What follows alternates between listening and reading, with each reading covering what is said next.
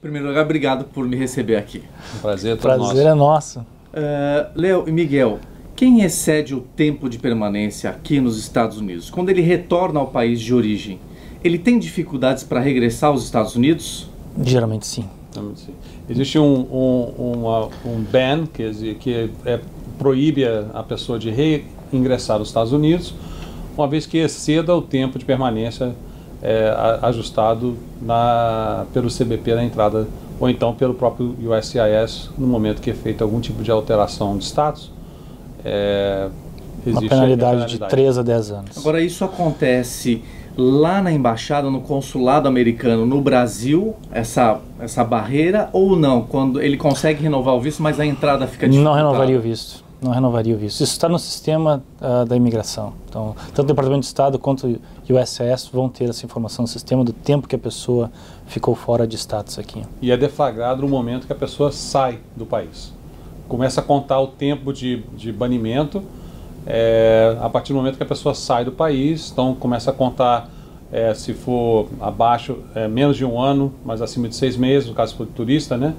Menos de 1 ano, acima de 6 meses, seriam 3 anos. Acima de 1 ano, acima de 6 meses seriam 5 anos, e aí depois acima de 1 ano, 10 anos. Aquele macete que muitas vezes o brasileiro já sai do Brasil pensando em fazer, não, eu vou até Bahamas e volto e eu tenho assim a minha permanência renovada. Isso cola ou não? Não dá para dizer que é um macete, né? Assim, mas a pessoa que está aqui há 6 meses, né? Entrou com visto de turista, ela tem uma permanência de 6 meses. Nada impediria de no último mês dela, ela fazer uma viagem para o exterior e ter a intenção de regressar como turista por mais um período dentro dos Estados Unidos. É de praxe no aeroporto ou no porto de entrada, caso for via marítima, que eles deem um novo prazo de 6 meses para a pessoa, né? Então, na prática, eu digo que... A questão toda é a seguinte, não é a questão do intuito da viagem. Entenda que todo momento que você está entrando no país, você está fazendo uma solicitação, uma aplicação de entrada naquele país. Então, o que acontece não diferente dos Estados Unidos. Então, no momento que você está solicitando a entrada, o CBP vai determinar se o seu intuito de entrada nos Estados Unidos ele é real, verdadeiro e factível para aquilo que você está se propondo. Se o oficial do CBP determinar que não é real, factível para o que você está se propondo, geralmente é negada a sua entrada. Não pode gerar uma estranheza no policial que está ali fazendo a checagem do passaporte? Poxa, você ficou 2 dias na Bahamas e agora está voltando. Isso não gera uma certa dúvida? A estranheza pode sempre se gerar, até mesmo numa entrada normal, né? Então, são diversos fatores que podem causar essa estranheza num oficial na entrada de um estrangeiro para o país, né? Se a pessoa está suando, se a pessoa está tremendo, se a pessoa não está falando a verdade, muitas vezes é visível isso numa pergunta, né? A pessoa está nervosa por uma razão, que muitas vezes pode até ser uma razão fútil para aquela situação, mas que gerou esse nervosismo na pessoa e ela vai passar por uma sessão de inspeção secundária, né? Onde eles vão realmente buscar mais informações. Entenda que os oficiais do CBP são altamente treinados para detecção de comportamento enganoso. Nessa detecção é levado em consideração uma série de fatores. Obviamente eles são treinados, estão acostumados, pessoas que têm normalmente um nervosismo de ansiedade, por estar vivendo aquela situação que às vezes gera um estresse para as pessoas, mas aquilo é um procedimento administrativo normal, ninguém está ali para ser maltratado nem nada. O intuito, às vezes, até de falar com as pessoas no momento da entrada de uma maneira um pouco mais dura, é para dar aquele sacolejo para saber se a pessoa está escondendo alguma coisa. Boa dica. O Green Card é algo factível para o brasileiro hoje? Sem dúvida, sem dúvida. Totalmente. O Brasil, inclusive, é um mercado muito bem visto por algumas categorias imigratórias devido ao alto índice intelectual de profissionais no Brasil, né? E o Léo costuma falar muito bem isso, nós temos, vindos do Brasil, muitas vezes um complexo de vira-lata, né? Que a gente entende que nós não somos tão bem qualificados quanto um americano, quanto um europeu, que muitas vezes não é a realidade, é que simplesmente são países com uma estrutura melhor, que de onde nós viemos, onde o acesso às coisas é mais fácil, mas não quer dizer que a pessoa em si, o profissional em si, é muito bem capacitado, assim como no Brasil, onde nós temos que ter um estudo muito grande, uma experiência profissional bastante elevada para despontarmos na carreira, na grande maioria das vezes. Então, ocorre que, se nós olharmos de um ponto de vista imigratório como um todo, existem 3 programas principais, né? O Family Base, onde um cidadão americano pode estender o direito de residência para um familiar próximo, que poderia estender para um familiar brasileiro, por exemplo. Familiar americano, cidadão ou residente permanente, dependendo da categoria, né? Exato. Existe o Schedule A, que é uma lei muito específica para profissões que estão em grande shortage nos Estados Unidos. Hoje, formalmente, seria a enfermagem e a fisioterapia. Então, um fisioterapeuta ou um enfermeiro estrangeiro, de qualquer país, inclusive do Brasil, que venha se licenciar nos Estados Unidos, de maneira muito rápida, quase automática, recebe o Green Card. E existe o Employment Based Program, que são um programa onde se dividiram 5 preferências imigratórias. Nós perguntarmos, mas um cliente me perguntou, até uma pergunta muito bacana, o que significa preferência imigratória? Né? Muitas vezes a gente é implícito, mas é óbvio para certas pessoas, mas é exatamente isso. Se os Estados Unidos fosse preferir quem eles querem primeiro, seriam as pessoas, os profissionais que se enquadram no EB1, Employment Based First Preference. Habilidade extraordinária, pessoas com habilidade extraordinária, Outstanding Professors or Researchers, ou executivos de multinacional. Se não se qualificasse nessa categoria, qual seria a segunda? Employment Based Second Preference, focada em profissionais com Advanced Degree, um grau avançado educacional, ou uma habilidade excepcional, que eles chamam. Do ponto de vista migratório, um Advanced Degree é simplesmente um bacharelado mais 5 anos de trabalho progressivo. Então, quantos brasileiros se enquadram nessa categoria? Né? O Brasil tem, historicamente, todo brasileiro tem aquela questão do eu tenho que estudar para ser alguém, eu tenho que estudar para fazer um concurso público, eu tenho que, né, muito brasileiro vive essa realidade. Então, quando você vai verificar, muitas pessoas têm a formação do bacharelado, muito mais o nível per capita do que, por exemplo, o que acontece até mesmo em alguns países da Europa. Então a pessoa fala assim, não, o europeu tem mais chance que o brasileiro. Isso não é verdade. Então o brasileiro per capita, a proporção per capita, o brasileiro tem muito mais chance de entrar na segunda preferência do que até mesmo um europeu. O que acontece? A diferença é, a segunda preferência, necessariamente você precisa de ter um empregador chamante fazendo um PERM, né? Ou você solicita dentro da segunda preferência a dispensa da certificação laboral do PERM por interesse nacional. Aí é o grande palavrão, né? O que é interesse nacional? Então a pessoa fala assim, poxa, mas eu, vira-lata, eu não tenho, quem seria eu para o interesse nacional americano? E aí é que é a grande questão. Existem inúmeras profissões que estão em escassez nos Estados Unidos. Entendo que existiu hoje, a gente está vivendo hoje uma coisa muito interessante no mercado americano, que é, em 2008 teve uma crise econômica muito grande. Muitos americanos usaram os fundos que estavam destinados para a educação dos seus filhos para pagar a hipoteca, para poder quitar a casa, porque perderam seus empregos, perderam condições financeiras. Então existe um hiato muito grande educacional dos últimos 10 anos, em que, para suprir algumas vagas que hoje estão disponíveis no mercado, você pode olhar no próprio Bureau de Estatística Laboral do próprio governo americano, no BLS, né?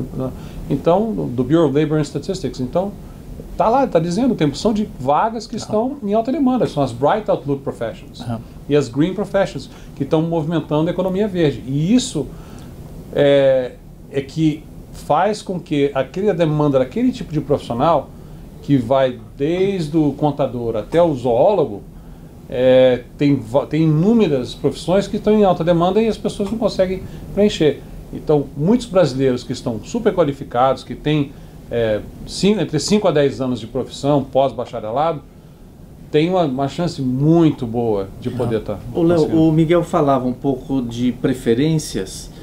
Isso então, somado a isso que você disse agora, cai por terra então a preferência de passaportes europeus, passaporte português, italiano. Eu tenho até uma piada que eu falo assim, você e seu passaporte italiano mais $1,25 pode pegar o metrô em Nova York. Porque aquele passaporte é para o país de nascimento, onde você nasceu. O Country of Chargeability, que é onde a imigração fala assim, tá bom, você está na alíquota de vistos para o país, de qual país? É o país que você nasceu. Por exemplo, tem um caso aqui de um cliente que é brasileiro, nasceu na China, e ele infelizmente vai ter que esperar 4 anos para poder pegar o Green Card dele, porque ele nasceu na China. É pelo país de nascimento. Validade do Green Card? não tem validade? Essa é uma boa pergunta, porque nós temos que diferenciar o documento em si do direito de residir permanentemente nos Estados Unidos. Então, quando se fala em processo imigratório, aplicação migratória, ela está visando o direito permanente de viver aqui. É a mesma coisa que nós íamos fazer uma carteira de motorista. Tu passaste no exame, tu pode dirigir. Seu prontuário não expira. Como tu provas que tu pode viver para sempre nos Estados Unidos? Através do Green Card, através desse documento. O documento é válido por 10 anos. A cada 10 anos ele deve ser renovado, onde tu deve fazer a renovação da tua foto e impressão digital e demonstrar que tu vive no país, né? Mas ele não é eterno, então. Ele pode ser derrubado a qualquer momento. O documento... Não, o documento só pode ser cassado por um juiz de imigração. Isso é muito importante falar. Só um juiz de imigração pode cassar. Existe uma forçação de barra dos oficiais do CBP para as pessoas que passam, que o CBP é o Customs and Border Protection,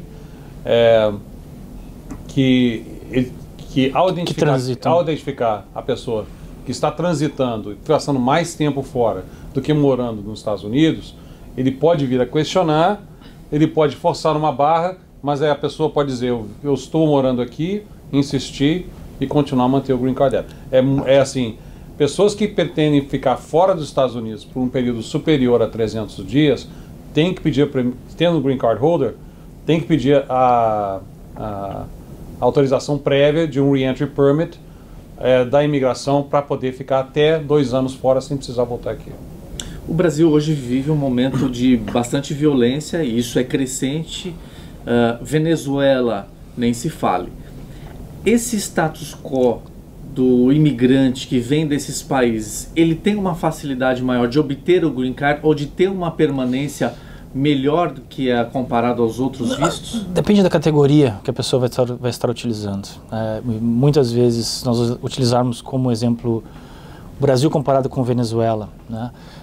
Por exemplo, o Brasil hoje em dia ainda tem uma grande vantagem de mercado econômico, de comércio, que ainda gera bastante interesse para os Estados Unidos. Se nós formos utilizar uma tese semelhante em relação à Venezuela, se torna um pouco complicado, porque é um país fechado hoje em dia, onde o interesse comercial americano em relação ao país é um tanto quanto discutível. Então, um executivo, uma pessoa de business da Venezuela, oferecendo expertise aqui nos Estados Unidos, é bastante discutível quanto que isso beneficiaria a economia em relação ao país. Mas quando a gente atrela isso à violência, a pessoa é ameaçada de morte ou sofre... Aí são 8 avenidas principais para você conseguir um Green Card. Por família, pelo seu histórico de empregatício, ou gerando empregos, ou sendo chamado como funcionário aqui, que é o Employment Base, ou pessoas solicitando refúgio, asilo, pessoas de nacionalidades que têm acordo com os Estados Unidos, diplomatas e tal. Então, assim, tem 8 avenidas. E o que é mais usado hoje em dia por cidadãos que vêm da Venezuela, ainda mais na situação de hoje, na situação de hoje, é o asilo, não é necessariamente o Employment Base.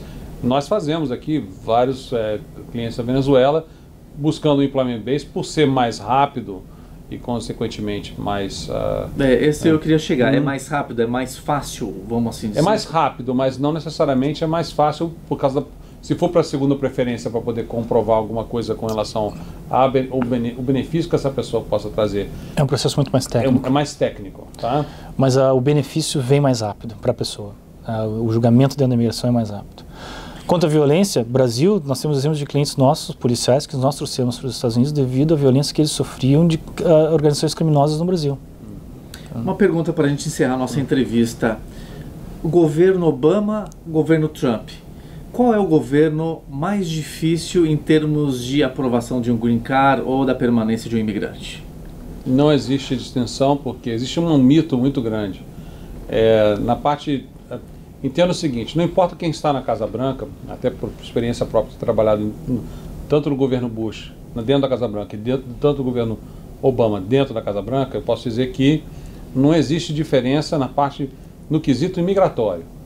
O quesito migratório, ele é julgado nas leis migratórias que não houve uma reforma migratória em nenhum momento. Existem políticas que são adotadas, que são adotadas no andar desta carruagem, mas as leis imigratórias, elas não foram alteradas. Não existe uma reforma migratória. Então, existe muito interesse. E para fazer uma reforma migratória, você precisa do Senado. Então, mas a fiscalização muda? De certa forma, sim. Eu digo até nesse caso, o governo Trump tem sido mais benéfico para os Estados Unidos do que o governo Obama, porque eles têm criado muitas atividades de prevenção de fraudes, e nós temos visto isso muito frequente em diversas categorias de visto. Então, tem reduzido muito o risco para o país de receber imigrantes criminosos ou fraudulentos ou pessoas que não condizem com a cultura americana. Posso fazer mais uma pergunta? Sim, eu acho que eu vou, só para complementar o que ele falou, assim, na questão, assim, as pessoas que são, que digamos assim, qualificadas, mais que digamos assim, as pessoas que têm uma formação acadêmica e entre 5 e 10 anos de profissão, e daí para cima, pessoas com mestrado, PhD e tal, são as pessoas que os Estados Unidos mais querem hoje em dia. Então essa porta realmente continua, ela não está aberta, ela está escancarada para quem quiser entrar. Agora, para as pessoas que buscam adentrar os Estados Unidos de maneira fraudulenta, de maneira tendo um histórico criminal, a coisa está praticamente impossível. Era atrelado a esse ponto aí. O imigrante legal, ele tem recebido perdão ou não? Não. Entenda a diferença de pessoa que está fora de Estados e a pessoa que adentrou os Estados Unidos sem inspeção. A pessoa que adentrou os Estados Unidos sem inspeção, pulando fronteira, entrando pelo mar, pelo México, o que for, essa pessoa, geralmente, ela não recebe perdão porque ela cometeu um crime. É um crime federal, passivo de reclusão, e então é quase impossível de se defender esse tipo de crime. A favor ou contra o muro? Indiferente. A favor ou contra? Indiferente. Hoje pela manhã, inclusive, eu estava pensando numa situação muito interessante. Se eles quisessem fazer um muro no meio dos Estados Unidos como um monumento, o que isso ia diferenciar para as pessoas? Porque não muda. A questão toda o muro vai ser, se for colocado um muro ali naquela localidade, de qualquer forma as pessoas não querem que se passe por aquela localidade. Se tiver um muro ou não, o interesse é o mesmo.